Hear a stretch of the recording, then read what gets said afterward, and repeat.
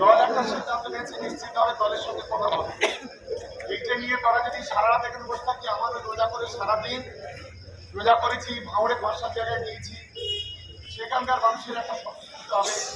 ওরা যদি এখানে সারা রাত এভাবে বসে থাকি, আমার থেকে বসে থাকি।